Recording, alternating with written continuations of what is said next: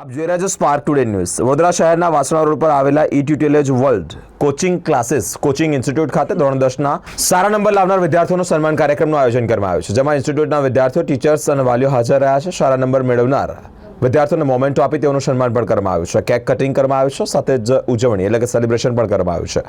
2 વર્ષ સુધી સ્ટડી કર્યા બાદ સારા માર્ક્સ મેળવનારનો અનુભવ પણ પૂછવામાં આવ્યો છે। તેઓએ અનુભવ પણ એટલે કે વિદ્યાર્થીઓએ અનુભવ પણ શેર કર્યો છે। Smita ma'am, you like chocolate, na Navya? Who doesn't?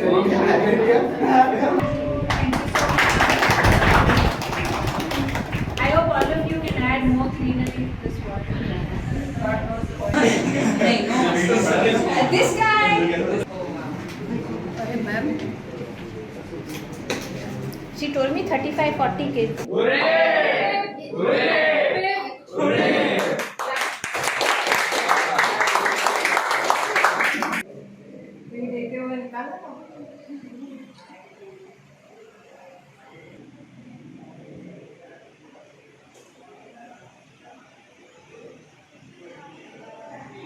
Studies में तो सपोर्ट मिला ही है सारे टीचर्स का, बट एक मेमोरी थी कि मैं कभी होमवर्क टाइम पे नहीं करती। तो हर एक teacher almost most of the time तो नीलोफर मैम ही पनिश कर देते और एक्स्ट्रा वर्क दिखा देते। सबसे ज़्यादा एक्स्ट्रा तो मैं ही बैठी हूँ पूरे क्लास में। वो एक्स्ट्रा बैठने से पता नहीं, बट ऐसे लगता है कि कभी कभी पढ़ाई करने की कैपेसिटी बढ़ गई है, तो पढ़ाई करने की कैपेसिटी तो ये ट्यूशन ने मुझे दी है। और डिसिप्लिन भी बढ़ गई है पढ़ने की, पनिशमेंट की वजह से। और हाँ, सपोर्ट इमोशनल, मेंटल सब टाइप का सपोर्ट तो यहाँ से। મારું નામ અલીશા છે, હું ધોરણ 10માં છું, CBSE બેચ 24-25 અને મારા 94.8% આવ્યા છે।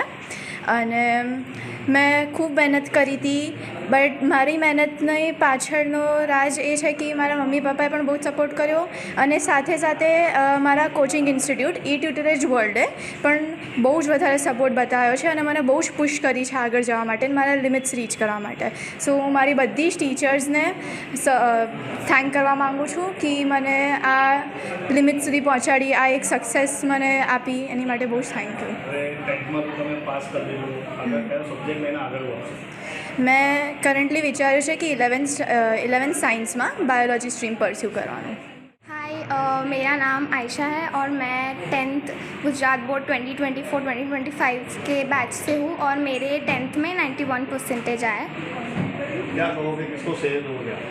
ऑफकोर्स मैं मुझे अकेले का काम नहीं है, इट्स टीम वर्क। तो ऑफकोर्स यहाँ के ट्यूशन इट्यूटेलेज वर्ल्ड को मैं क्रेडिट देती हूँ और ऑफकोर्स मेरे पेरेंट्स को और सबको जिन्होंने भी मेरे को हेल्प किया है इतना। अच्छा रिजल्ट आने के पीछे कितनी मेहनत की होगी, कितने कलाक आप रोज की पढ़ाई करते थे?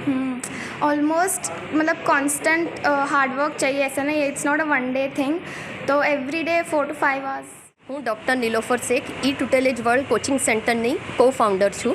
હું 2021માં મેં આ ક્લાસ ઓપન કર્યો હતો અને 3 યર્સથી હું ક્લાસ ચલાવું છું। મને પોતાને 20 યર્સનો એક્સપિરિયન્સ છે અને મારે બધી જ ફેકલ્ટી મોર દેન 15 યર્સ એક્સપિરિયન્સ છે। અને આ વખતે GSEB અને CBSE થઈને ક્લાસ 10ના ટોટલ 40 સ્ટુડન્ટ હતા, એમાંથી 10 સ્ટુડન્ટનું રિઝલ્ટ અબાઉટ 90 છે અને બાકીના 20 સ્ટુડન્ટ જે હતા એમનું 80 to 90% વચ્ચે છે, એટલે આ વખતે રિઝલ્ટ ઘણું જ સારું આવ્યું છે। સો અને અમારી ફર્સ્ટ બેચ છે, એટલે that is proud of you all students. વિસ્તારમાં તમારી આ ક્લાસીસ આવી છે ને મારા ક્લાસીસ વાસણા રોડ રાણેશ્વર મંદિર પાસે ડીમાર્ટ છે, એની અપોઝિટ સાઇડ પર આવેલા છે અને ક્લાસીસનું નામ છે ઇટ્યુટેલેજ વર્લ્ડ। मैं 10th स्टैंडर्ड में पढ़ता था और मेरा 95% आया है CBSE बोर्ड में।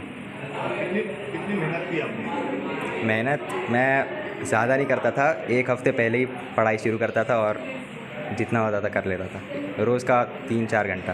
इतना अच्छा रिजल्ट आया है, आपके टीचर्स ने जो क्लास में आप पढ़ाई करने आते थे, कितनी मेहनत की है, किसको शेयर दोगे आप? मुझे लगता है कि ज़्यादातर तो मैंने खुद से ही किया है, लेकिन इट्यूटेलेज वर्ल्ड ने मुझे बहुत हेल्प किया है पढ़ाई करने में और वो सब में, तो मैं सारे टीचर्स को भी थैंक करना चाहूँगा। क्या नाम है आपका? मोहम्मद हमजा। મારું નામ અશરા છે અને મારા જીએસસીબી બોર્ડ 93.34% આવે છે. કઈ ક્લાસમાં તમે અભ્યાસ કરતા હતા, શું કહેશો, કોને શ્રેય આપશો? મારા આ પર્સન્ટેજ 10thમાં આવ્યા છે અને હું ઈ ટ્યુટલેજ વર્લ્ડની સ્ટુડન્ટ છું અને મારું ક્રેડિટ તો ઈ ટ્યુટલેજના ટીચર્સને જ જશે 90%. એમના લીધે જ મારી બધા સબ્જેક્ટમાં કન્સેપ્ટ ક્લેરિટી થઈ છે. તો ખાલી મારા ઉપર તો રિવિઝન અને પ્રેક્ટિસનો જ ટાસ્ક હતો. હવે આગળ કેવી રીતે આગળ વધશો, શું લઈને, કયા સબ્જેક્ટ લઈને આગળ વધશો? અહીંના સાયન્સ અને મેથ્સ ટીચરના લીધે મને સાયન્સમાં જ ઇન્ટરેસ્ટ થયો છે તો મેં સાયન્સ સ્ટ્રીમ લઈશ. બીજા વિદ્યાર્થીઓને શું મેસેજ આપશો કે તમે તો પાસ થઈ ગયા છે, પરંતુ કેટલા વિદ્યાર્થીઓ એક બે સબ્જેક્ટમાં ફેલ પણ થયા હશે, હવે એમના માટે શું કહેશો?